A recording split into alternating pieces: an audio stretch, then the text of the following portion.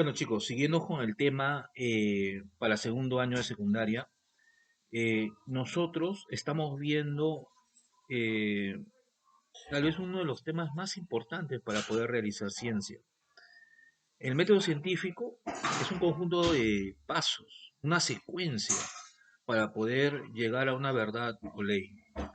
Entonces, el método científico no solamente se aplica en mi campo, ¿no? Que es la física, sino también se aplica a la química, a la biología e incluso para resolver algunos problemas legales o sociales.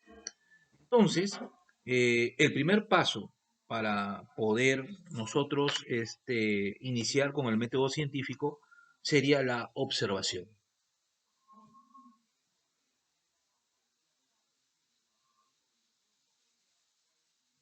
Debo señalar que en la observación nosotros utilizamos todos nuestros sentidos. Es el primer paso del método científico.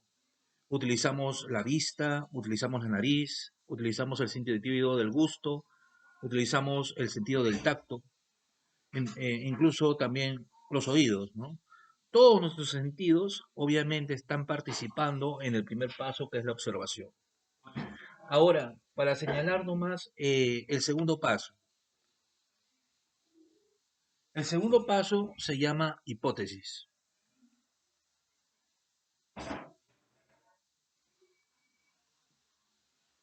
Cuando hablo de hipótesis, que es una palabrita un poquito rara, que no muchas personas saben lo que es, la hipótesis es una posible explicación o, o una explicación temporal.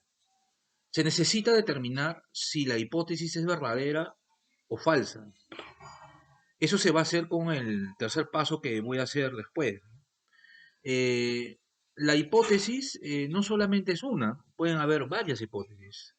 Porque cuando se resuelve un problema no solamente participa una persona, ¿no? Puede haber varias y obviamente dan varias hipótesis. Entonces, veamos justamente el tercer paso, ¿no? Para verificar la hipótesis. Ese paso es la experimentación.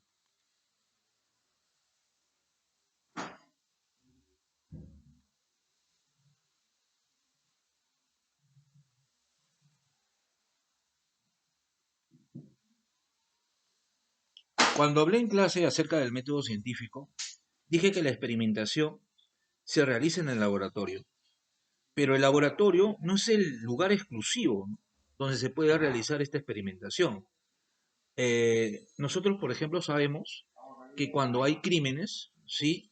Eh, las autoridades, justamente con el acusado, ¿no? O el sospechoso, recrean el crimen.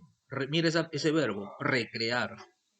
Vuelven a realizar el crimen ficticiamente para, obviamente, anotar cada detalle o verificar, ¿no? Entonces, a veces también la experimentación sucede en el mismo lugar donde han sucedido los hechos. El cuarto paso, después de que se verifique la hipótesis, sería las conclusiones.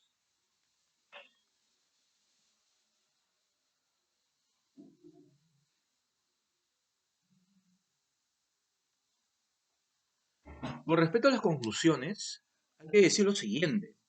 Aquí se establece una ley o una teoría, pero debo hacer un pequeño comentario, ¿no? Si vamos a establecer una teoría, recuerden que las teorías se pueden refutar. Recordemos, por ejemplo, en mi caso, en mi curso en física, eh, mucho tiempo la humanidad vivió con la física de Newton, más de un siglo aproximadamente. Pero esa teoría de Newton, que es válida, ¿no? Para estar en la Tierra misma, ¿no? Dentro de la Tierra, pero no es válida para cuando salimos al espacio, por ejemplo. Entonces, se aplicó otra teoría, ¿no? La teoría que obviamente propuso Einstein, ¿no?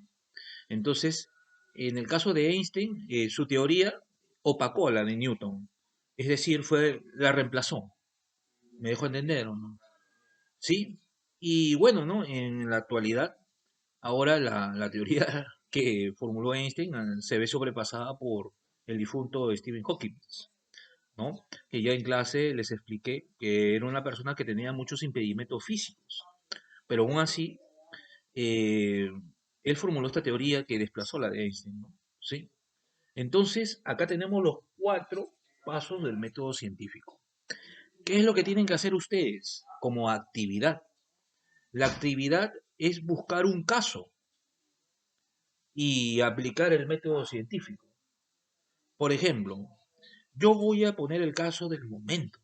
El caso del momento es el COVID-19. ¿Me dejo entender? ¿Qué haría un científico? Primero, observa, ¿no? ¿Qué es lo que pasó con este COVID-19? ¿Dónde se desarrolló? Va a Wuhan, va a la ciudad, mira que la gente muere, ¿sí? Mira el mercado, las condiciones salubres, toca el murciélago, obviamente, ¿sí? Prueba la sopa, come la alita, ¿sí? Y bueno, ¿no?